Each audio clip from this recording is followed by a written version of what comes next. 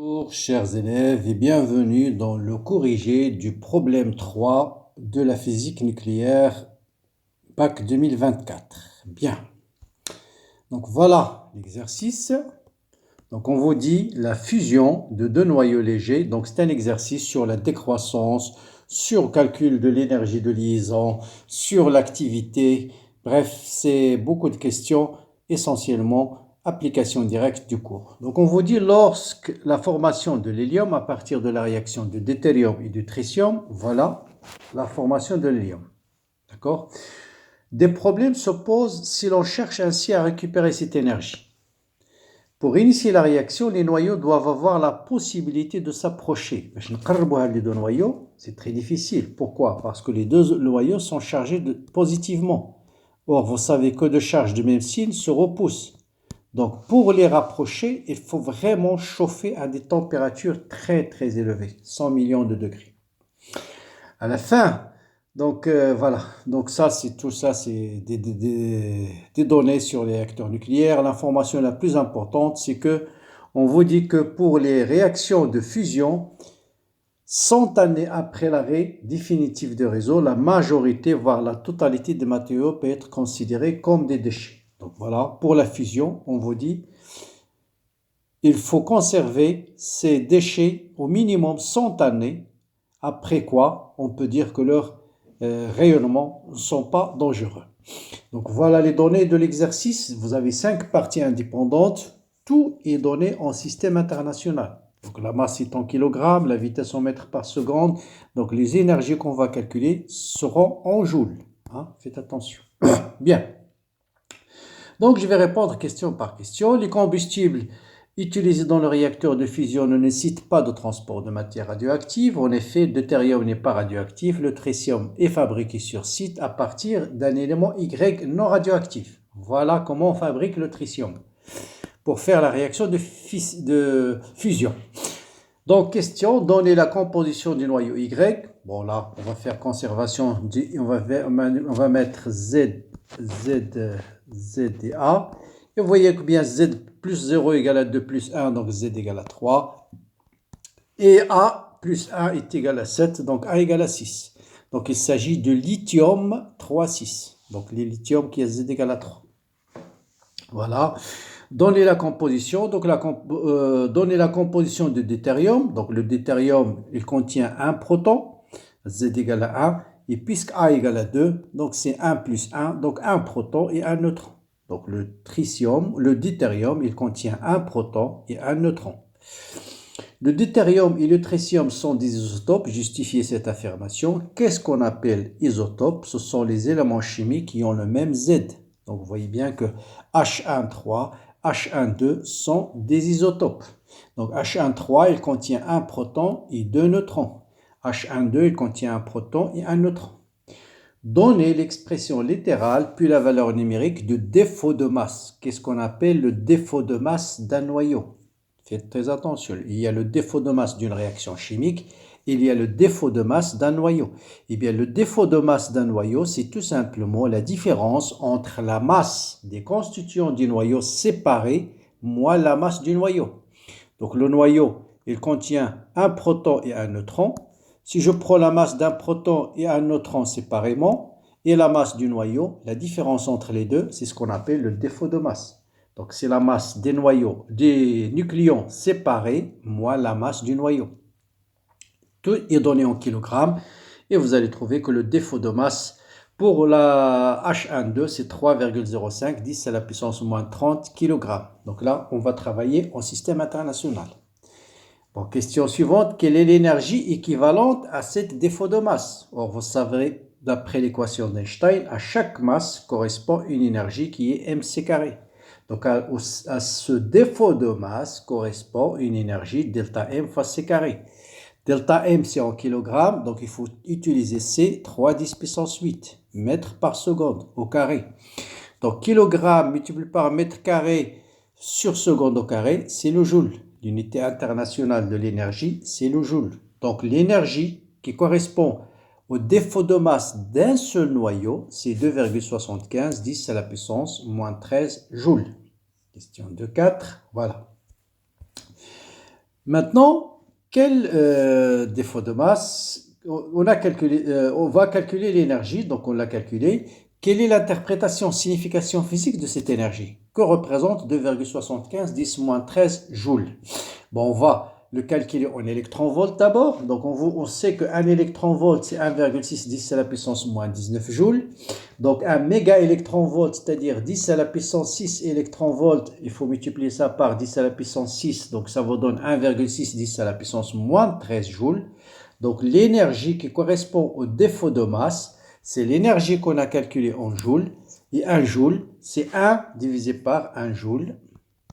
C'est égal à 1 divisé par 1,6 10 à la puissance moins 13 méga-électronvolts. Donc, ça me donne l'énergie de défaut de masse en méga-électronvolts, c'est 1,72. Donc, que représente physiquement ce 1,72? Donc, c'est l'énergie qu'on doit fournir à un noyau de deutérium. Donc, un noyau, c'est-à-dire un proton et un neutron qui sont liés pour former un seul noyau. Donc, pour les séparer, pour avoir un neutron et un proton, il faut une énergie au minimum égale à 1,72 méga-électronvolts. Donc, c'est ce qu'on appelle en fait l'énergie de liaison du noyau deutérium.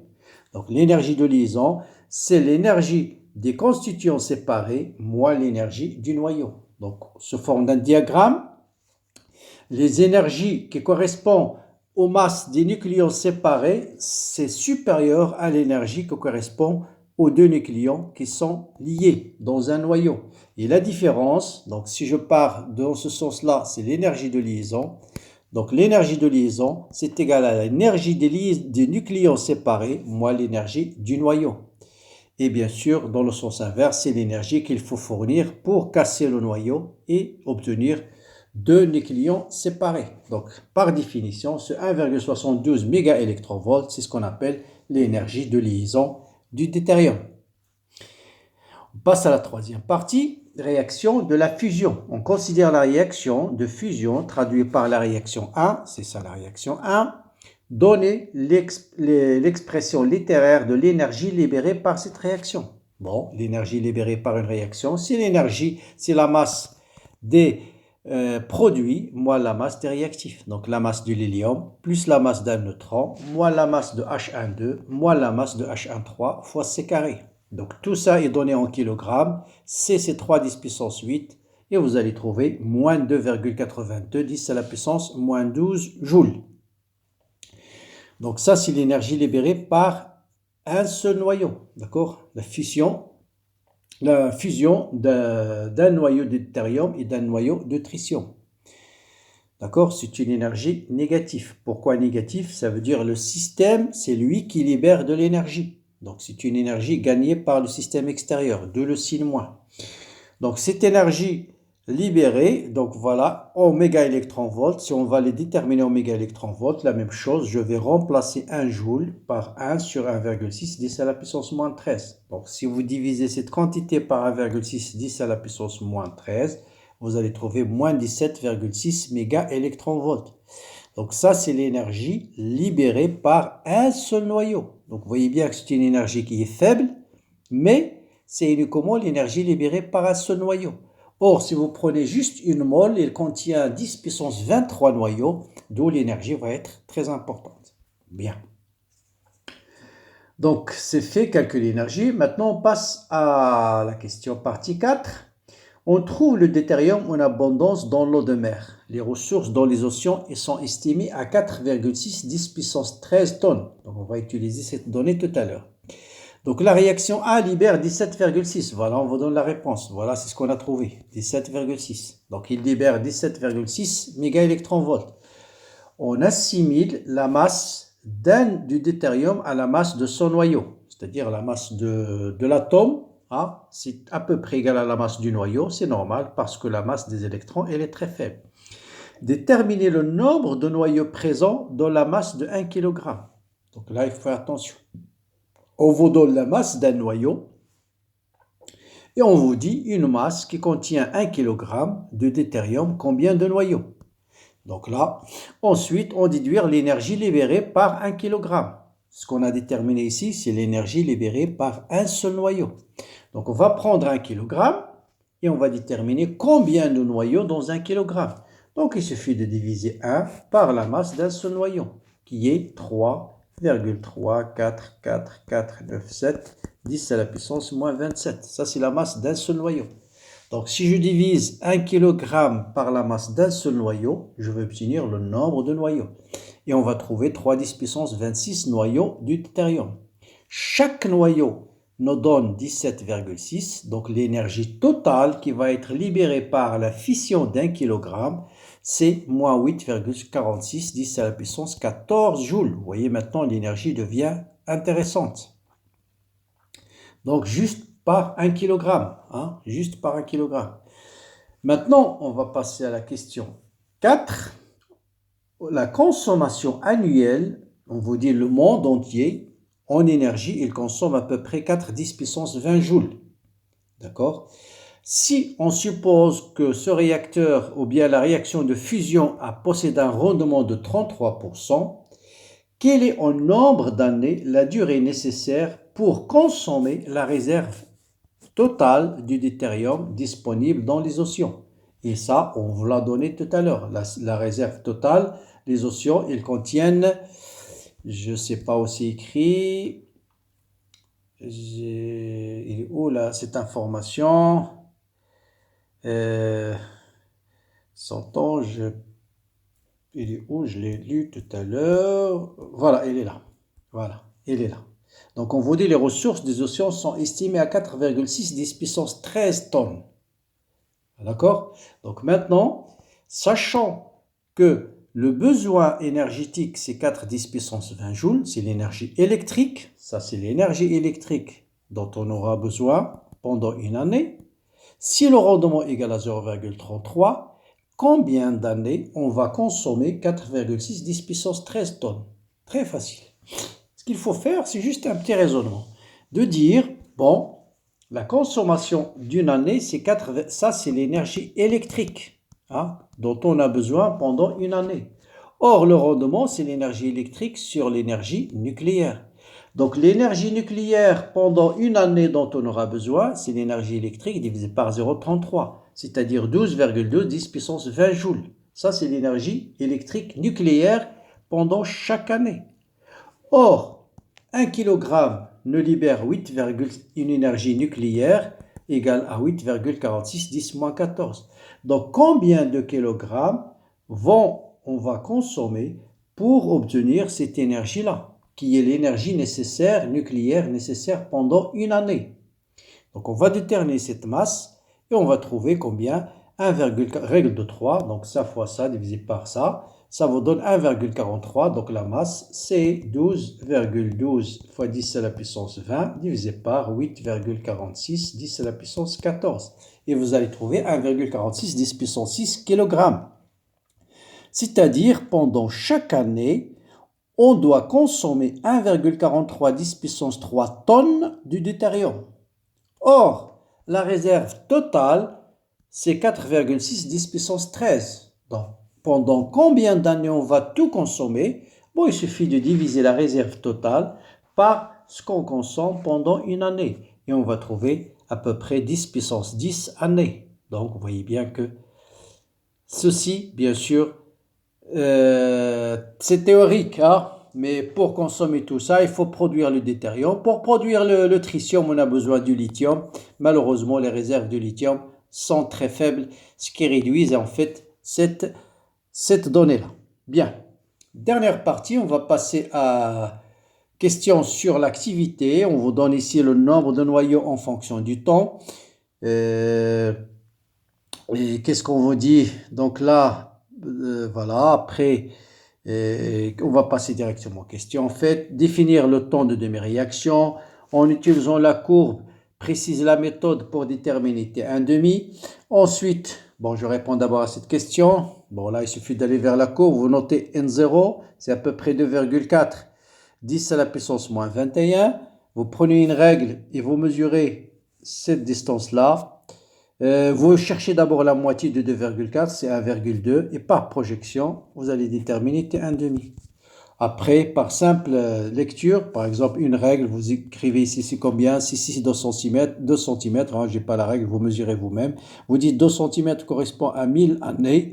Par exemple, 1 cm va correspondre à X années et vous allez déterminer graphiquement T1,5.